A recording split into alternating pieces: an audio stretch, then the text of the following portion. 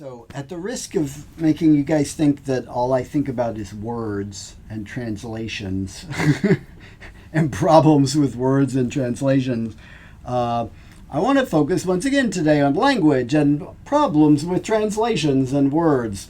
There's nothing academic about the goal here, though. This is not an academic exercise at all. I think that this is very practical. It's very relevant to the well-being of each of us and mental health even. There's some kind of mental health aspects to this, I think. Now, that's not my specialty. That's not my thing, but I'm going to put my psychologist hat on a little bit for this because we're going to talk about science a little bit and kind of what we can learn from science that's actually helpful to ourselves, our practice, and our mental health. Most of us consume most of what we learn about the Buddha Dharma in English, obviously, because most of us don't speak or read the languages of the original tradition from Asia. But obviously the Buddha didn't speak English. He didn't even speak Sanskrit or Pali, right? The languages that the earliest texts were written down in. So when we receive a teaching in English, we have to be careful about whether the message is distorted in the translation, in the transmission, through the word choices of the author or the teacher, whether the word choices they're using to try to communicate the teaching really reflect the teaching, really reflect the Buddhist intended message, or whether something's been quite literally lost in translation or distorted in translation in a way that might be problematic. So what I want to talk about tonight is a problematic word choice that could actually be harmful. And I want to try to give you some examples of teachings from very well-respected and very well-meaning teachers that I appreciate a great deal, but that, if you're not careful with, could actually kind of be mental health damaging, kind of if you took them too literally. Specifically, I want to talk about shame. And I want to talk about a term that appears in the teachings of the Buddha that is very commonly translated into English as shame. But I don't think that's the right word. And there are some other scholars and teachers who agree that this is probably not actually a good word to use to express this idea. As I suspect most of you know, there's one of the ways to kind of organize the teachings of the Buddha is along three themes, right? Sort of three big areas. Morality, shila, concentration, samadhi, wisdom, prajna, right? Those three themes. And while all three themes can be developed and should be developed simultaneously, there's also a perception that shila, morality, is kind of the foundation. If you think about it like a triangle, right? The supporting base is morality, right? Is shila. So in some sense, it supports the other two. In his teachings on morality, there are two terms that the Buddha stressed as being characteristics that are essential to being a moral person, right? In the Pali language of the earliest scriptures, these two words are hiri and ottappa. In Sanskrit, the Sanskrit equivalents are hri and apatrapya. That one's hard to say. I'm going to use the Pali words mostly because they're easier to say. They're simpler to pronounce. And also because the teachings I'm going to refer to are actually from teachers in the Theravadan tradition that uses Pali. So mostly I'm going to use the Pali words. If you look these words up in different dictionaries, different Pali dictionaries, they often define hiri with words like shame or a sense of shame, decency, conscience, a sense of right and wrong, scruples, shyness, which seems completely out of character with the other ones, but that's another term that appears. By comparison, ottappa is defined with words like regret, fear of wrongdoing, fear of exile, feeling guilty, feeling remorseful, but also shame. So it's a little bit odd. The big thick dictionary of Buddhism I have up there from Buswell and Lopez, this is what they write about these words. They use the Sanskrit words. Kri refers to the pangs of moral conscience that one feels at the prospect of engaging in an immoral act, whereas apatrapya refers to the fear of being blamed by others for engaging in such an act. So the distinction is not necessarily real clear-cut, but maybe one way to think about it is that Hiri refers to the capacity to feel regret from bad behavior that we've already done, whereas Ottappa refers to a motivation to avoid bad behavior in order to not feel regret later and get blamed by other people for it later as well. Last year in Tricycle Magazine, there's a guy named Andrew Olinsky, and he writes a monthly column. Well, not monthly. It's not a monthly magazine. Every other month, when the issues come out, he writes a column in Tricycle Magazine about these two words. And this is the way he started the column. There are two Pali words, hiri and ottappa, that are sometimes rendered as guilt and shame. But I think these are misleading translations and should be abandoned. They are unhelpful partly because they come with a lot of baggage from Christian tradition, and partly because in Buddhist usage these are considered healthy and skillful states rather than unhealthy or unskillful ones. Right? So his point is shame and guilt don't sound like healthy, skillful states, those words. That's not the association most people would have. So there's the crux of what I want you to think about here a little bit tonight.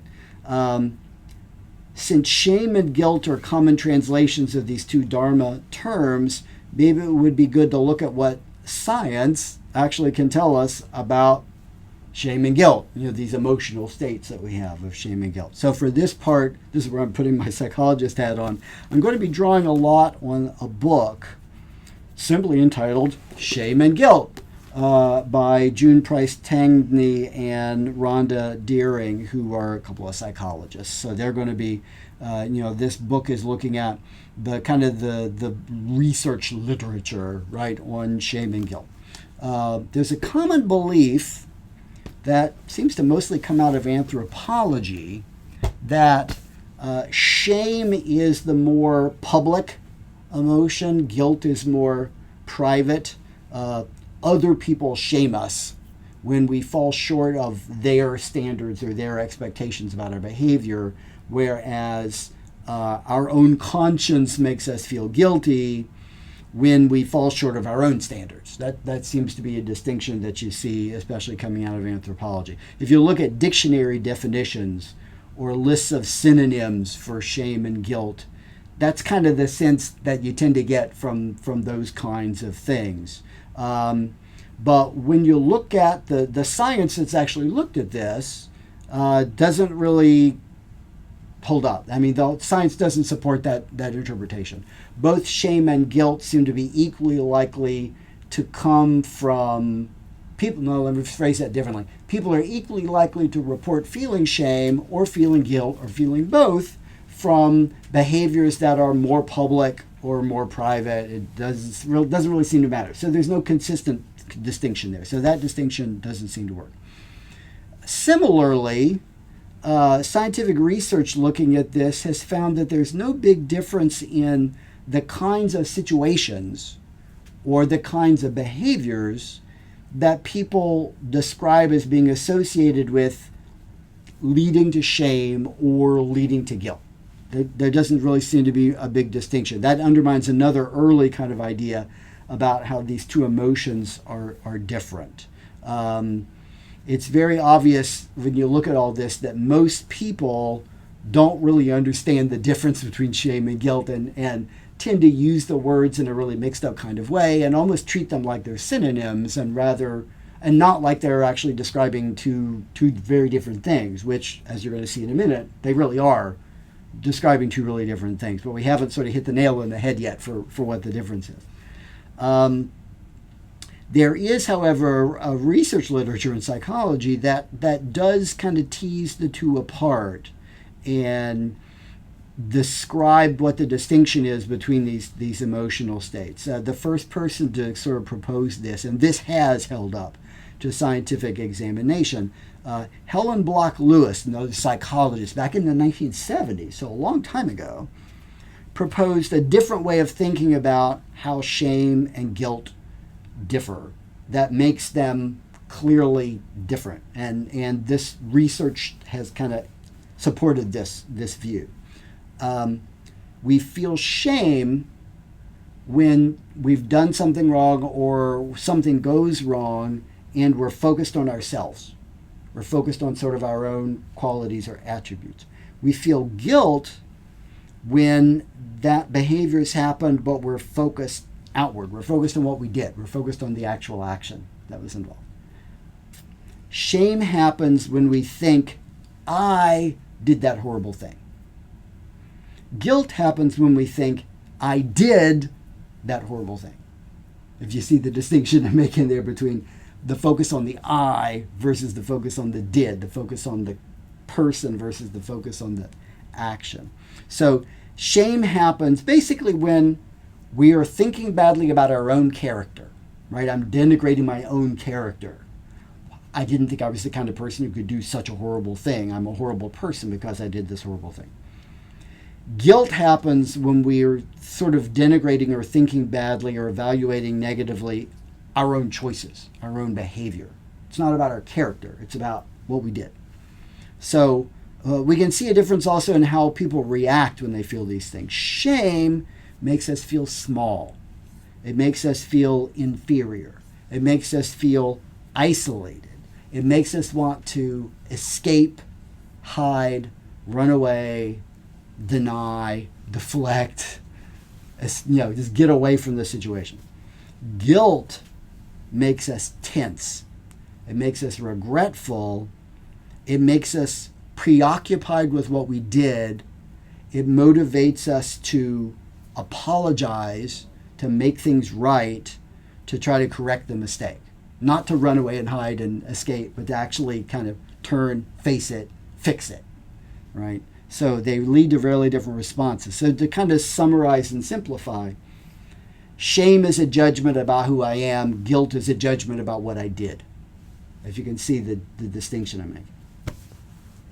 Now, try to keep that in mind, right? Shame is a judgment about my character. It's about who I am. Guilt is a judgment about my action, what I did, right? Consider this quote. This is a quote from an essay by Bhikkhu Bodhi, very well-respected Theravadan teacher, translated several of the Pali Canon collections that we have up there. Very well-respected, very, very, very good and effective teacher. But I want you to think about what he actually says in this quote. To undertake the precepts is to make a determination to live in harmony with them, not to ensure that one will never break them. True and good so far. Despite our determination, it sometimes happens that due to carelessness or the force of our conditioning, by the defilements we act contrary to the precepts. The question thus comes up as to what to do in such cases. One thing we should not do if we break a precept is to let ourselves become ridden by guilt and self-contempt. Until we reach the plains of liberation, it is to be expected that the defilements can crop up from time to time and motivate unwholesome actions. Feelings of guilt and self-condemnation do nothing to help the matter, but only make things worse by piling on an overlay of self-aversion. A sense of shame and moral scrupulousness are central to maintaining the precepts. They should not be allowed to become entangled in the coils of guilt. Now think about the word choices that are there. In this selection, the author is using the term shame and guilt in exactly the opposite way from what I was just describing as being what kind of the science, the psychology of emotions has shown that shame and guilt are associated with. We could really easily fix this and make what he wrote consistent with what the research has shown by just flipping the words. Just reverse the words and it would work. So let me reread it. One thing we should not do if we break a precept is to let ourselves become riddled by shame and self-contempt.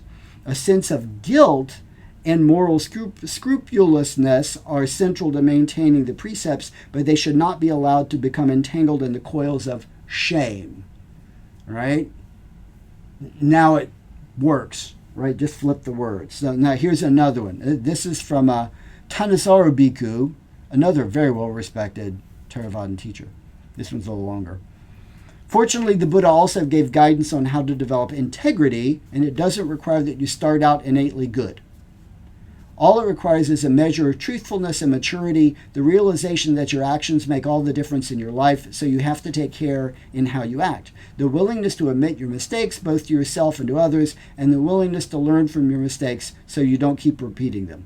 As the Buddha taught his son Rahula, before you act in thought, word, or deed, look at the result you expect from your action. If it's going to harm you or anyone else, don't do it. If you don't foresee any harm, go ahead and act. While you're acting, check to see if you've caused any unforeseen harm. If you are, stop. If not, continue until you're done. After you're done, look at the long-term result of your actions. If you caused any harm, talk it over with someone else on the path. Develop a sense of shame around the mistake and resolve to repeat it. If it caused no harm, take joy in the fact and keep on training. As you train yourself in this way, you'll learn 4 important principles about exercising judgment in a healthy way. First, you're judging your actions, not yourself. If you can learn to separate your sense of self from your actions, you tend to be more willing to admit your mistakes to yourself and less defensive when other people point them out to you. This principle also applies to the sense of shame the Buddha recommends you feel toward your mistakes. It's directed not at you, but at the action. The sort of shame felt by a person of high self-esteem who's realized she's done something beneath her and doesn't want to do it again. Shame of this sort is not debilitating. It simply helps you remember the lesson you've learned. Now again, the author is using the word shame, but everything he associates shame with is actually describing what the research on emotions says goes with guilt, not with shame. He urges his readers to focus on the action and its consequences, not on themselves. Well, but shame happens when we focus on ourselves, not the action. So that's the opposite. He says we should train ourselves to be aware of lapses and fix any damage, which is what guilt actually motivates us to do, whereas shame motivates us to run away from the mistake, deny it, hide from it, right? So once again, if we swap shame and guilt in the text of the teaching, we can reconcile it with this background. Now, I ain't mad at either one of them. They're kind of using the words here in a way that's, kind of common parlance. And again, most people tend to use these words as if they're synonymous and don't make a big distinction between them, but that's maybe not a very useful way to go. So let me go back to that column by Andrew Olinsky for a minute. He suggests that a better translation of these two Pali words are conscience and respect. Right? Hiri is conscience, he says, since that word describes the desirable quality of understanding the difference between right and wrong and acting accordingly, acting that way. Ottappa is respect in the sense that if we respect others, we will want them to respect us, and so we will want to behave in a way that makes us deserving of their respect. Both of these terms are positive and desirable. Respect is positive and desirable. Conscience is positive and desirable, whereas shame and guilt are definitely negative and undesirable. Right? In that sense, the contrast between Hiri and Ottappa reflects that common but mistaken distinction between shame as personal and guilt as being kind of more social. Now, also, shame and guilt are describing emotions, right? Kind of internal hormonal, right, emotional states. But if you read the suttas that use the terms Hiri and Ottappa, and I'm not going to get into that. I looked at some of them, right? If you read those sutras, what the sense you get more is that what they're referring to is a deliberate thought process, not kind of a knee-jerk emotional response. That's more of a reflex, right? It's something more thoughtful, more deliberative. So if this is true, then using hot emotion words like shame and guilt gives kind of a faulty impression, when what the Buddha was really trying to describe was something a little cooler, a little more thoughtful, a little more cognitive, less of this kind of emotional knee-jerk reflex.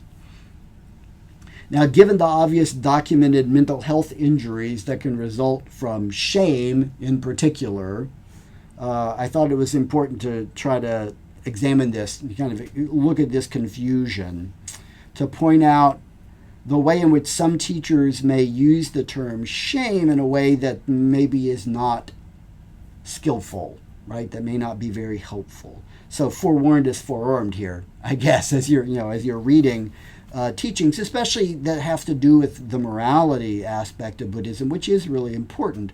If you run into a teaching that uses the word shame, as I've discussed and described here, I hope you'll remember kind of not take that too literally. Maybe in your head kind of flip it, right? Does guilt kind of salvage the teaching? Does replacing the word shame with the word guilt kind of salvage the teaching in a way that might be more productive? Another helpful point here to remember, science says that shame is what we feel when our character, what we might think as our fundamental nature, has been undermined, when we're doubting our own self-worth, right? The Mahayana tradition in Buddhism, anyway, tells us two things that refute that doubt. The first says, the Mahayana tells us that there is no self to affirm, promote, or protect. So shame, therefore, is the result of falling for an illusion, right? We're negatively judging a self that is a construct, that's not real in the sense of having solidity. The second thing, it tells us that the Mahayana tradition tells us that we're each in possession of an embryo of Buddhahood, Tathagatagarbha. Our fundamental nature is pure as a mountain stream, unblemished as a cloudless sky, bright as a fine diamond. Even if our actions are not perfect, and our actions are never perfect, and we appropriately feel guilty about it when our actions are not perfect, so that we are motivated to fix it, we have no reason to feel ashamed. I bow to you, a Buddha to be, Sanbola Shipshio, may you, I, and all beings manifest enlightenment.